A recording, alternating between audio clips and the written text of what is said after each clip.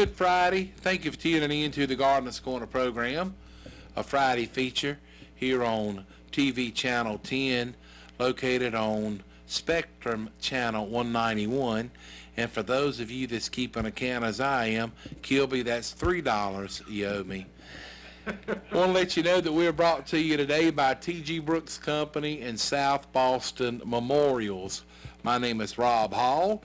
You can also hear the Gardener's Corner program on WKRX 96.7 FM. And I would like to welcome our special guest today. He is the horticultural agent for the North Carolina Cooperative Extension Service for both Person and Granville counties. If you would please make welcome Johnny Coley. Good morning, Johnny. How you doing? Doing well, Rob. Doing very well. It's a damn cool Friday. We're back and forth on the weather again. Yes, spring in North Carolina. It's the cool weather kind of maybe makes you think of March, and the last time that you was on the show, we was at T.G. Brooks Company baking in the sun. In the sun, we were. It's quite cool and damp out today, and we've had a lot of rain. Maybe those folks that have been able to get some of their gardens and crops in the ground in between rains. Hopefully it has not drowned it out, but we had a pretty good storm come through the area last night. Not sure how much rain we had, but we had about a half inch in the Creemore area. Right. It was. I think y'all got a little bit of stronger storm. Well, and anyway, but they're calling for rain, through today, Friday, and on into tomorrow. And on Sunday, Mother's Day, I think the weather is supposed to be pretty nice. Yeah. And all next week, I think the weather is supposed to be pretty nice, and it's going to be on the hot side. Yeah. So anyway, it's no time to worry about if you have not gotten your vegetable garden planted. It's still plenty of time. Hopefully you have done soil samples and you've got the results back, and you know how much fertilizer and or lime you need. And maybe this week you can get some stuff planted, but a good time to plant, whether it's green beans, sweet corn, tomatoes, the list goes on. Yeah, still plenty of time. And you mentioned soil samples, and I feel like we hark on soil samples quite a bit, but they are very important, especially when you're planting a garden. For the pH, and the pH is a big thing for you to find out, before you do your planting in your garden, just to get your pH right, so your other nutrients can be used and your fertilizers can be used to their full potential. Right. And they're free. Right now it's a free service in North Carolina. From April 1st till Thanksgiving, it's free. So, take advantage of that and get your soil samples in. Right now it's about a 10-day to 2-week turnaround on them. So it doesn't take too long to get them back. Well, Johnny, you are right, from what I've been told over the years, that if the soil pH is not in the range that it should be, when you put fertilizer on, it just does not do the justice that it should. Yeah. Although it is a few things that likes lower pH, and one thing being blueberries. Speaking of blueberries, I know you had made mention a couple of weeks ago, and Paul mentioned it last week, that the Granville County 4-H had some of the blueberry bushes available for sale. Do you all still have any? As far as I know, Rob, I was not in the office yesterday. As far as I know, there's still some there. I know with getting the word out that we have them, they're $8 for 1 gallon, which is a great price. Several different varieties, which with blueberries, you want to plant several different varieties, at least 3 varieties for blueberries for cross-pollination. It does best. So you do want to plant 2 or 3 when you plant them. There was I think they had 13 different varieties when they first Wow. ordered them, but I don't know which varieties are left there, to be honest. But I feel sure they still got some there. But they are, once they're gone, that we won't have any more till next fall, next spring. So And so when planting blueberries, you need to plant at least three different that's varieties, best. Yeah. so they can cross They can pollinate. cross pollinate. Yeah, cross pollination is very critical with blueberries. Yeah. I was not aware of that. But if you would be interested in contacting the Granville County 4-H agent, you can call 919-603-1350. That's 919-603-1350, and just tell them you would like to find out about purchasing some of the blueberry bushes. And anyway, get them planted, and about next year at this time, you would be enjoying some sweet, good blueberries. And blueberries just happens to be one of those fruits that is really good for your health. Yeah, So- yeah, have antioxidants, and that's about as much as I know about antioxidants is pronouncing the word. But after that, I don't know a whole lot about antioxidants, but they're supposed to be a good thing. So. Yeah. So again, 919-603-1350. And speaking of making phone calls, if you've got a question for Johnny here on the Gardener's Corner program, you can give us a call. We are live in the studio, 336-599-0266, 336-599-0266. Give us a call, and we'll do our best to get you on the air in a timely manner, and you can pose your question to Johnny, and he'll do his best to give you an accurate answer to help you get your problem solved. And you know, the motto of the North Carolina Cooperative Extension Service is empowering people, providing solutions. And hopefully we will have a new sign for those of you that's watching the Gardener's Corner program on channel 191 on Spectrum.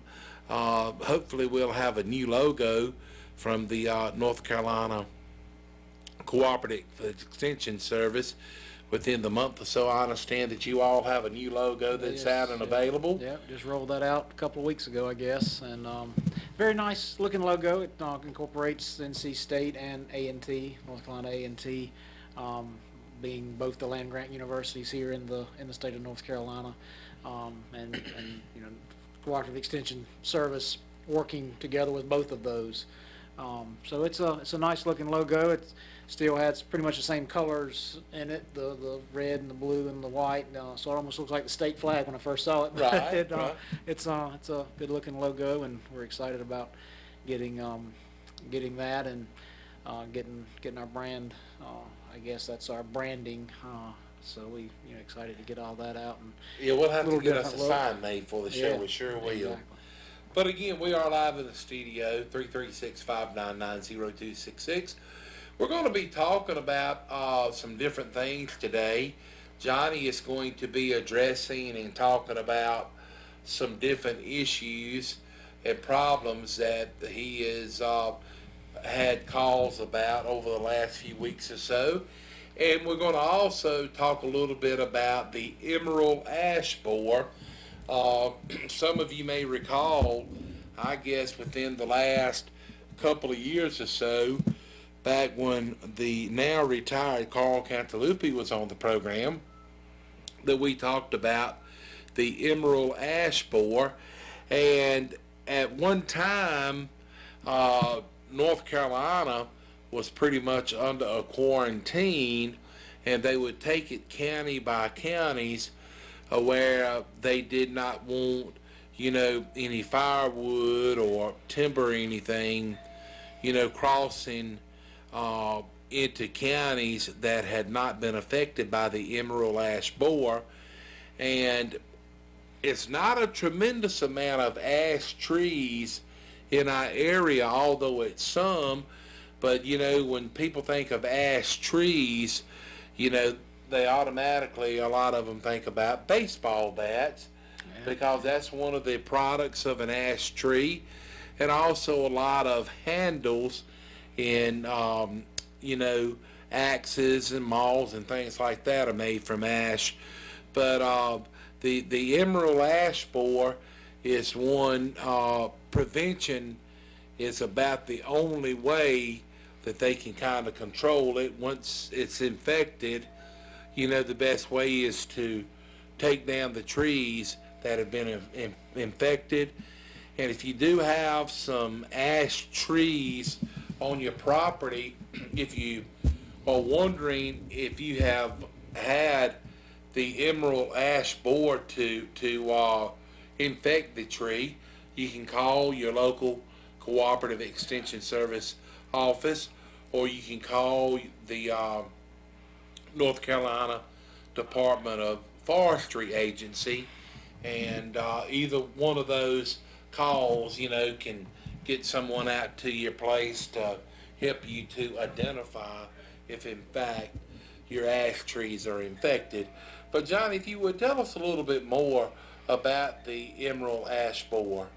Well, the larvae of the emerald ash borer is what causes the problem. They bore, the larvae is considered a borer, and it bores into the trunk of the tree, and it interrupts the vascular system of the tree, the cambium layer, and it just keeps the plant from being able to move nutrients up and down the tree like it should. And it's really become a major problem, especially in Granville County. I was talking to the Granville County forester about a week ago, I guess, and he was telling me about 1/3 of the northern part of Granville County is pretty much has no ash trees that have not been infected with it. It's, wow. It's really been a big issue there, and that was where it was first found in North Carolina, was Granville County. That was the first infestation they saw was in the northern part of Granville County. So that would stand to reason that would be the most infected. The whole state is under quarantine, so shouldn't move any firewood or any trees across, you know, definitely across state lines. And interesting enough, the insect, which is the little emerald ash beetle that you see, the movement of it isn't very fast. The widespread of the ash borer, the emerald ash borer, and the problems have been through moving wood, through moving firewood. So it hadn't actually been through the emerald ash borer itself, you know, in flight. It's been hitching a ride. Yeah, Right. exactly. That's helped the spread of it quite a bit, or increased the rate. The borer itself doesn't have a wide range from year to year. I mean, maybe 10 to 15 miles spread, which would take several years to really get a wide infestation. But with the moving of firewood, it has created a bigger issue quicker than it normally would. As you mentioned, there are treatments for it, but the treatments are more of a preventative. I think the forestry service gentleman that I spoke with, he said that if you look in the canopy and about half of the canopy is thinned out to the halfway point, it's sort of marginal whether you can save that tree or not. If you still have more than half your canopy, it would be worth treating. And I've got a good publication put out actually by the Forestry Service that tells you how you can treat it and what methods to use for treating it. So just get in contact with me if you have an ash tree, and we can look at the different ways that you can treat it and keep it from causing, because they're nice trees. They're hardwoods. They're not as hardwood as an oak or a maple or something like that, but they are considered a hardwood, and they're very fast growing for a hardwood. My mom had one in her backyard. Dad planted it years ago. We cut it down this past spring. It finally, between the ash borer and botrytis, which is another issue that they can get, not usually as detrimental to the tree as the ash borer, but it did have to be cut down. But they're very fast, nice shade tree, and unfortunately it's had this problem for several years. Trivial note, Rob, you mentioned ash trees being used for bats, and it is a very wide used for bats, Right. especially major league bats. But a particular guy hit a lot of home runs off of a bat made out of maple. Actually, Oh, really? some people may know him, Barry Bonds. He played Yeah. he played a little bit of ball out west somewhere, but I guess he was at Pittsburgh too for a while. But anyway, he had quite a few home runs a few years back with a maple bat. So I was at Louisville Slugger 2 or 3 years ago, and they said that they are getting more calls from major league players to make bats out of maple now, as they Really? do ash, because he hit so many home runs. They don't like it because the maple is actually a little bit more brittle, so the bat is more likely To break. to break when they hit the ball with it than the ash would be. So the Louisville Slugger doesn't, people there don't particularly like using it, but they'll make bats out of whatever the major leaguers want them to make it out of. Well, I'm sure when they get an order from a major leaguer, it's a major price involved. Exactly. So But that's interesting, Johnny. I'd never heard about that. And for, in a sense, it's not the same type of bore, but they both are hard on a tree, and you call it the peach tree borer, but it will attack any type of stone fruit tree, and you can treat your trees, your stone fruit trees, towards the latter part of the summer on into the fall, and you typically have to treat a couple of times, say at somewhere in August to September for the peach tree borer. But pretty much the way that peach tree borer attacks and kills the fruit trees, the emerald ash borer does pretty much, I guess in a sense, the same thing. Yeah, the biggest difference between the two, the peach tree borer will actually 3 to 4 feet up the trunk of the tree is about as far up as you'll see Right. damage from the peach tree borer. The emerald ash borer is actually in the top of the tree, so you Okay, see that. well, I So it's didn't a know lot that. harder to Wow. treat with a spray. With the peach tree borer, you can spray the bottom 3 or 4 feet of the trunk, and you can pretty much treat for that. It's a moth that gets in there and lays eggs, and you can treat it lower on the tree. Where with the emerald ash borer, you have to use a systemic insecticide, which will get up into the tree. And if it's a large tree, it takes quite a bit of chemical to get it to move up to the top. But that's where your entry points a lot of times will be with the emerald ash borer is in the top. So you don't see, it's a D, if you see a little hole in the side of your tree, it's sort of a D-shaped hole, then that's going to be the emerald ash borer. But it's usually going to be in the top part of the canopy rather than, and if you have ash trees. I was at a lady's house last week.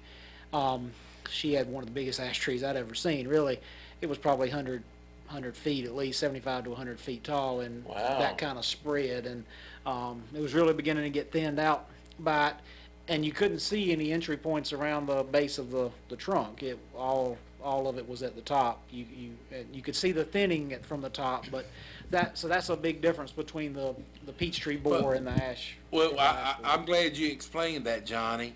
And something else that I was going to say, I have heard Carl Cantalupi say that it is possible, if you do have the peach tree borer to get into your stone fruit trees, he says it is possible that if you can find the entry hole, you can take a stiff piece of wire and stick into the hole and kill the actual borer itself. But again, if you have any questions about the ash trees on your property, and if you would like for someone to come out and help you figure out if you do have the emerald ash borer on your property and your ash trees, again, you can call the North Carolina Forestry Service or contact Johnny Coley. The number to the Person County Cooperative Extension Service office 336-599-1195. And you can speak with Johnny by phone, and he has a publication that he could send you on the Emerald Ash Borer by way of email or U.S. mail, and that way you can kind of do a little bit of reading up. But again, 336-599-1195, and ask to speak to Johnny Coley. Although he does spend time in the Granville County office, he's in the Person County office several days a week. So whether you catch him in the Person County office or not, he will, get back in touch with you. If they can't hook you up with him that day, he will return your call. We need to squeeze a word on right now for one of our fine supporting sponsors. We're going to take a trip out here to 411 Helena Mariah Road in Timberlake. T.G. Brooks Company in business since 1936. And if you're thinking about doing something for Mom on Mother's Day Sunday, why not pick up some of those hand-cut ribeye steaks from T.G. Brooks Company and grill them out for Mom, and she will thoroughly enjoy. The month of May, and May beautiful weather here in Person County, and it's full-time lawn and garden season. Right now is the time to have fun and beautify. T.G. Brooks Company has all your tomato plants, all of the most popular varieties. They have cabbage, broccoli, pepper plants, cantaloupe, plenty of vegetable plants, okra, squash, cucumber. They have herbs like basil, chives, thyme, oregano, dill, cilantro, peppermint. They have lavender. They have your garden flowers, so many, all kinds, impatiens, vinca, begonias, petunias, and many, many more. Get your garden seed. They are fresh and ready for planting.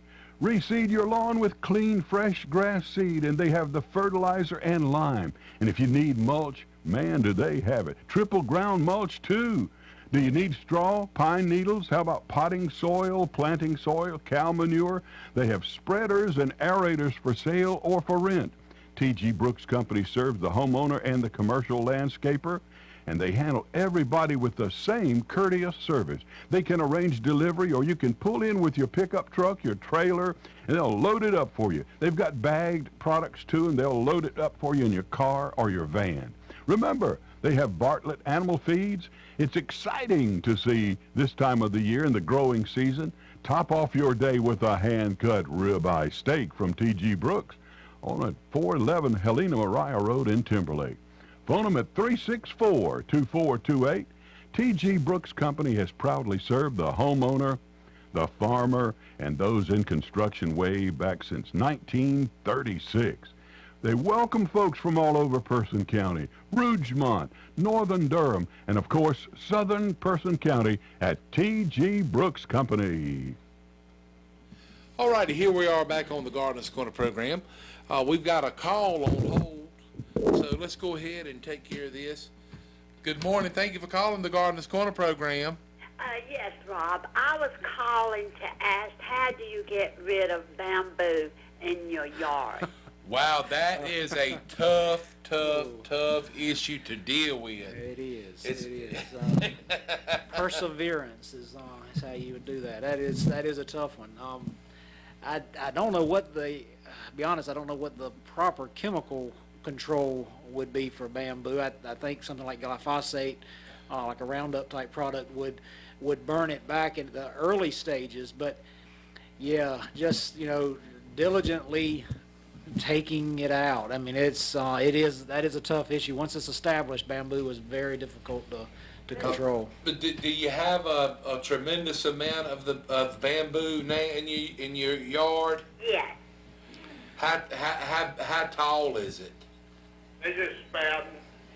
Well, now is the time to address it. If you would, take Johnny's phone number down, 336-599-1195, and if maybe you could call him later this afternoon, maybe that'll give him a little time to research. Yeah. But really and truly, it is something that you're not going to be able to spray one time and it takes care of it. It's going to take a while, but when it's in the very early stages, Yeah, that's it's the the best. time to take care of it. Yeah, that's the best time to spray is when it's early like this. So, but I will look and see what the best chemical control would be for taking care of that, because it can be a issue. All right, we appreciate the call, thank you. But yes, I remember we had someone a few years back was asking about how to control the bamboo, and I remember Carl talking about that in the early stages you were had more of a chance to control it. Yeah. Because bamboo is something that grows very rapidly. If you've got a place that is really bad about, erosion, you maybe could plant some bamboo there to help control the erosion, but it's not something that would be ideal for you to plant in your yard because it can spread very, very quickly. And, a lot of people have the idea of taking the bamboo and making some cane fishing poles, but You have enough fishing poles for the whole right. county if you're You not sure careful. will. You Because sure it does will. spread. I had a friend one time that had some down at the beach, and he actually had a nursery down there, and he put it on sort of enclosed around a parking lot area. He had like 40, 50 feet of asphalt between the area that they could escape from, and it actually got the roots on the other side of that asphalt and started coming up on the other side of it. So Wow. it's fairly vigorous. I'm just looking up here on the webpage, and it does, glyphosate is one of the chemical controls listed. So if that lady's still listening, glyphosate would be your best chemical control for doing that. But still feel free to call me at the extension office, and I'll get you more information that I can find. But it looks like the glyphosate is going to be your product of choice. And when purchasing it, a lot of people refer to it as Roundup, but when you make your purchase, take a few minutes to read the label, because sometimes it could be a premix to where you may not have to put as much water in it to make it work, but just take a few minutes to read the label. And wherever you're purchasing it from, whoever is selling it should have information about it. So take a few extra minutes, and hopefully that will take care of it. And I was just going to say, if you've got some neighbors that you just can't deal with, now if you wanted to plant a privacy fence, if you planted out of bamboo, after a few years, you couldn't walk through Exactly. it if you had to, so to speak. Yeah, but yeah, but it does grow very, very fast. Johnny, we'll continue talking on about some other things, but you were saying that Jennifer Grable, who is the family consumer science agent for both Person and Granville counties, has something going on tomorrow, Saturday, at the public library here in Roxborough. Tell us more information about it. Well, the library is doing a series of different educational talks or educational programs through the summer. Tomorrow, we kicked off the teaching garden back in April, Earth Day. We kicked that off, and then this month Jennifer is she's the first one doing a program on food preservation, where how to preserve your foods after you grow vegetables. Well, even strawberries are in now, and if you wanted to make strawberry preserves, ways to do that. So different ways to keep some of your produce even after the point of harvest them. It's always good to eat fresh. Go out there and pick it and cut it up and grill it, or and cook it that day. But also, you can't eat it all that day, so you need to figure out a way to preserve some of it. And that's what Jennifer's going to be talking about this weekend, tomorrow at 10 o'clock over at the Person County Public Library is where she'll have that demonstration. So go out and see Jennifer tomorrow. That'll be well worth your time, I'm sure. And, you know, it's no charge. That's right. And she will be having some of the ball canning jars books to pass out. And Jennifer has a lot of useful information.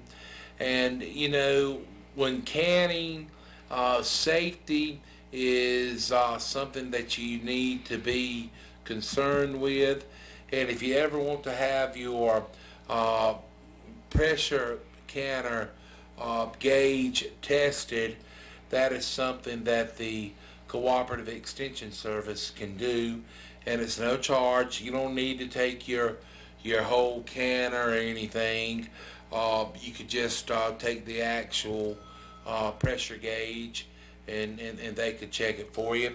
I know some of the old pressure canners doesn't really have a gauge. They have like a little weight that kind of sits on top, you know, to release it. Okay. But one other thing I'll make mention of, if you are in need of a gasket for your pressure canner, T.G. Brooks Company, they stock them, and they've got a lot so of that's one of the biggest things about keeping your pressure canner a good seal on it. It's a good gasket, and T.G. Brooks Company, they typically keep them in stock, and it would be a good idea for you to go ahead and check it out instead of waiting till you've got all of these fruits and vegetables that you're wanting to can, and your pressure canner is having some problems. But it is really important,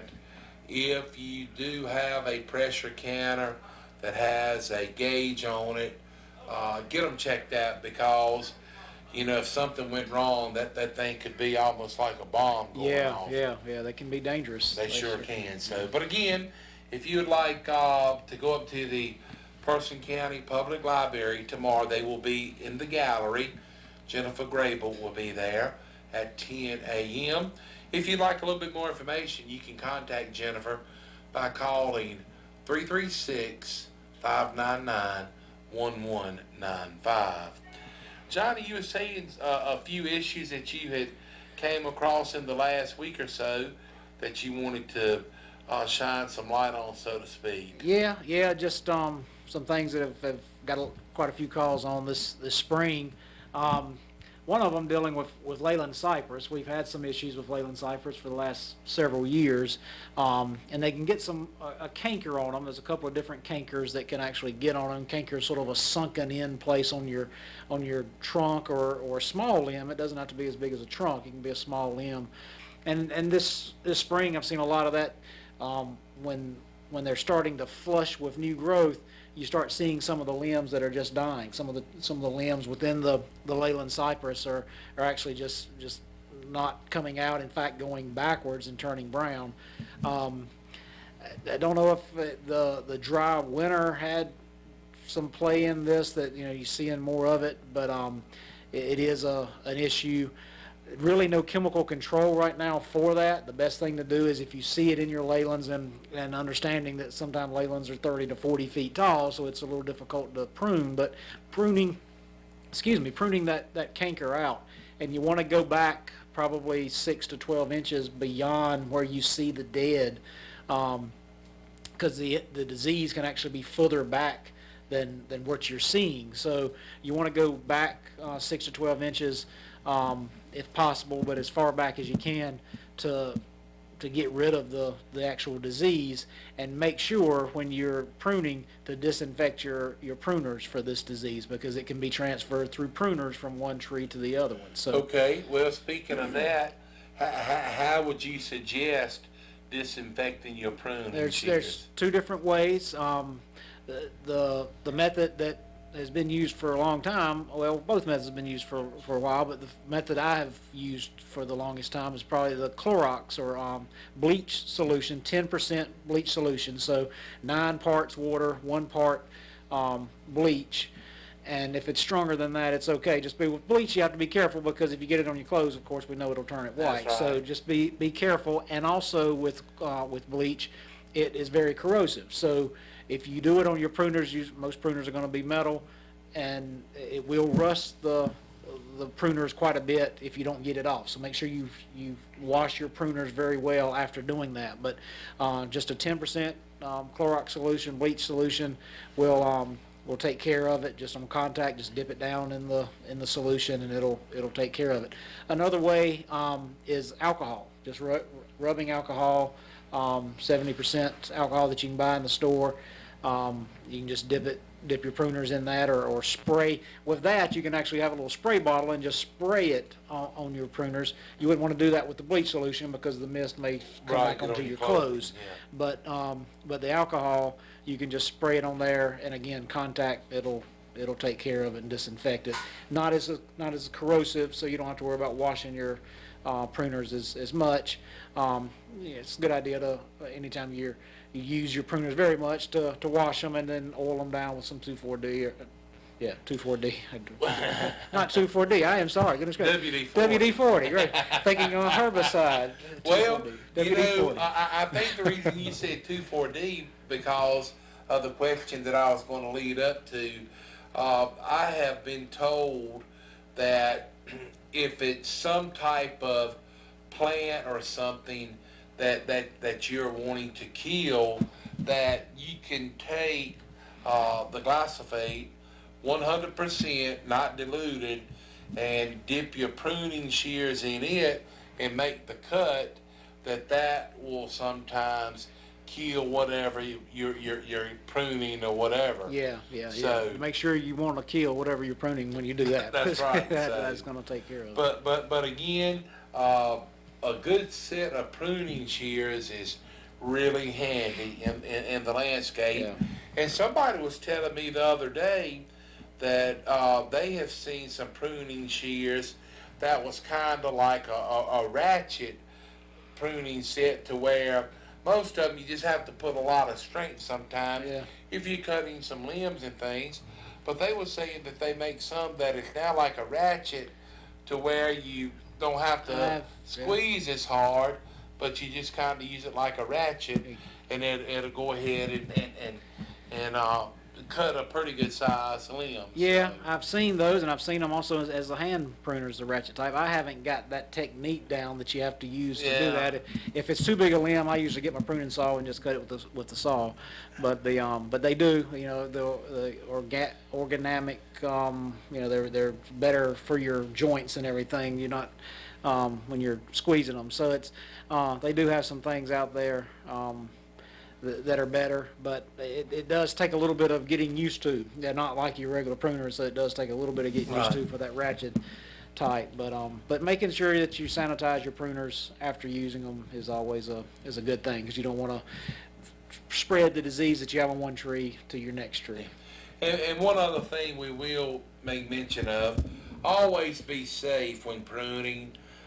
If you have to get up on a ladder to cut some of the cankers out of your legal and cypress, always be safe.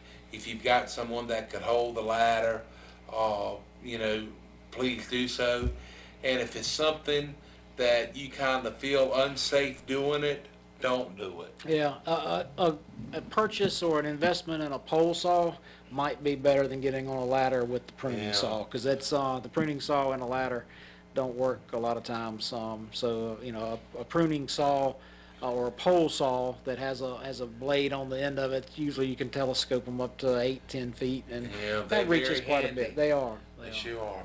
Well, look, we're going to get a word on for South Boston Memorials. They've been in business and family owned since 1958. You can visit the website sobomemorials.com. Here's more information from South Boston Memorials, located 1439 Seymour Drive in South Boston, Virginia. South Boston Memorials, located 1439 Seymour Drive in South Boston, Virginia, has been in business since 1958. The Myers family of South Boston Memorials believe that every life has a story. For 4 generations, their life work has been to present and preserve that story for our prosperity to hear. Allow South Boston Memorials to tell yours. South Boston Memorials has granite memorials, markers, and mausoleums, over 300 in stock. In-house laser etching is available at South Boston Memorials, and they can also make pet markers.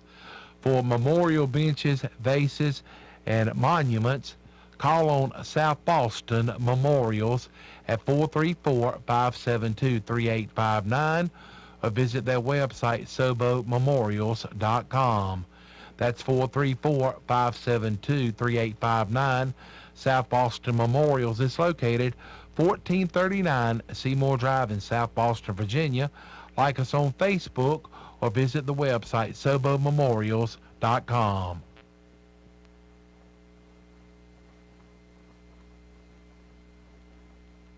Here we are back on the Gardeners Corner program. My name is Rob Hall. Our special guest today is Johnny Coley, the horticultural agent for both Person and Granville counties of the North Carolina Cooperative Extension Service. And we're also joined right now by Alicia Spence. She is actually an intern with the Person County, North Carolina Cooperative Extension Service office, and she's involved in FFA. And good morning, Alicia. Appreciate you coming out and being with us today. Thanks for having me. A question, does FFA of Person High still have any plants and flowers available? Yes, we have plenty of tomatoes and cucumbers, and we have zinnias and hanging baskets that are arranged. So y'all come on out and look at stuff. Now, of course, I know you all have these plants and flowers there at school. Mm-hmm. Do y'all ever go out and set up on location anywhere of trying to sell the flowers and plants? We have not done that yet. We're working on it, but for right now, everything's in the greenhouse. You can either send us an order and we'll make it, and sometimes we can deliver it, or you can actually come out to the greenhouse and pick your tray. And you can mix and match. So we have a tray holds about 48 plants, and we sell those for $10. So 48 plants for $10. Yeah, it's about a quarter a plant. So. Okay. So if you're interested in purchasing some plants from the Person High FFA, you can call Person High School and ask for the FFA director, David Jones, and he'll set up an appointment with you to where you can come out and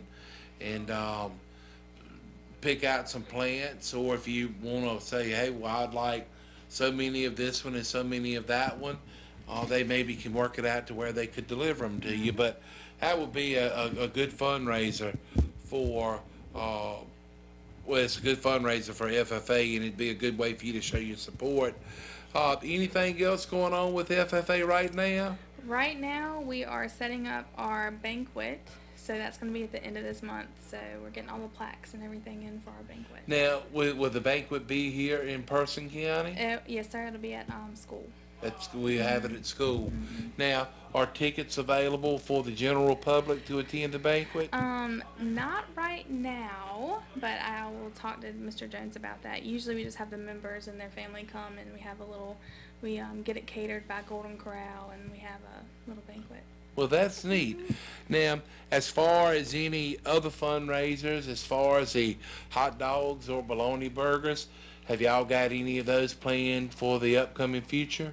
I think we are done for the year when it comes to that, but next year we're definitely going to have some in the fall. And then we are preparing to go to White Lake this summer, so our FFA camp's coming up, so we're preparing for that too. Any time that you can help out FFA or 4-H, please do so. Both of them are great organizations, and it's a lot of youngsters out there that's involved in both 4-H and FFA. And so if you can ever assist, your assistance would be greatly appreciated. Just one question okay, for yes, Jeff, sir. for Alicia. Alicia. Gracious, I'm sorry. Do you sell the packs of? Yes. Sell 4-packs also. Yeah. You don't have to get a whole flat. You do sell. No, yeah, you can buy individual packs. So the packs come in, 4 pants come in a pack, so that's $1 a piece. So if Okay. you just wanted to get one, that's, Okay, so you don't have to get 48 plants. no, you do not. Well, now, how much are the hanging baskets? Do you know off the top of your head? I think they're $7 a piece, and we have Swedish Ivy and Wandering Jews in those. That'd be a nice Mother's Day gift. It sure would. So, if you contact David Jones at Person High School, maybe you could swing by this afternoon and get some plants, and maybe by say Monday or Tuesday, you may be able to get out and actually plant them. but the hanging baskets would make a nice gift for Mother's Day, and some bedding plants would also be a nice gift in the fact that when you give them, if you just say, well, when the soil's dried a little bit, I'm gonna come and help you I was plant them. fixing to say, the installation needs to be included. That's Yeah. I hope my mother's not listening. And whenever the mom or whoever is the receiver of these plants, whenever they look at them and admire the beauty, they will automatically think about the person that gave them to them. Exactly. It's a gift that gives throughout the whole season. That's exactly right. So, but we want to say a happy Mother's Day to all the mothers out there. And I know that Mother's Day can be a sad time for some, thinking about the mothers that have passed on. But, I don't think this would be a very good world if we didn't have moms. No, that's for sure. Mothers are the ones that keep the family together a lot of times. But, well, look, I think we've got just a couple of minutes left, Johnny. Again, today the time has flown by quite quickly. Is it any parting remarks or anything? Well, just a couple of things that I've seen in the landscape again in the last couple of weeks. Fire blight on apple trees seem to be fairly rampant this year. I don't know why some varieties get it worse than others, but the crook on fire blight, if you see the little crook, the little shepherd's crook on your apple trees or your pear trees, the fire blight can affect them. Again, pruning them is the only thing really you can do once you see the signs. Pruning back 6 to 12 inches from where you see it is also good, and then again also always disinfect your pruners. Another disease that I have not seen in the landscape, but didn't have a lot of people come in at the nursery over the years with this, but I've seen a lot of it this year, is the rose rosette, which is actually a virus. Talking about Mother's Day, roses is what we think about for Mother's Day, but the rose rosette is a virus, and unfortunately there's no cure for it, and just destroying the rose, digging it up, and not planting a rose back, because as long as those roots are in the ground, that virus will be there and it reinfect your rose. So if you do have rose rosette, looks like a sort of a group of roses and just sort of irregular growth on it. Glyphosate damage looks very similar to it, so it's hard to diagnose. But if you think you might have rose rosette, please contact me at the extension service, and we'll try to get that diagnosed for sure for you.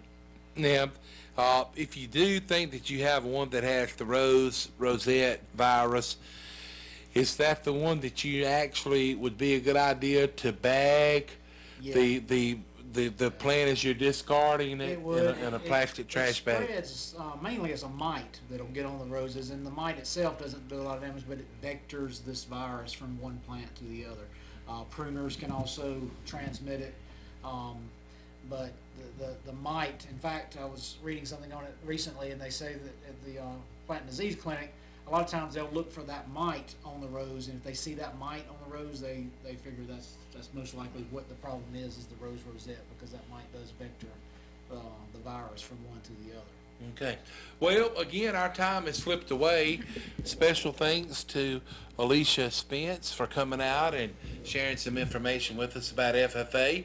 Again, if you'd be interested in purchasing some hanging baskets or vegetable garden plants and bedding plants, call Person High School and ask for the FFA department, and they can help you out. And we appreciate Johnny Coley, the horticultural agent for Person and Granville counties of the North Carolina Cooperative Extension Service. And a big old thanks to South Boston Memorials and T.G. Brooks Company for sponsoring the Gardeners Corner program. On behalf of the radio station and all of our employees, again, happy Mother's Day to all the moms, and thank you for tuning in to the Gardeners Corner program.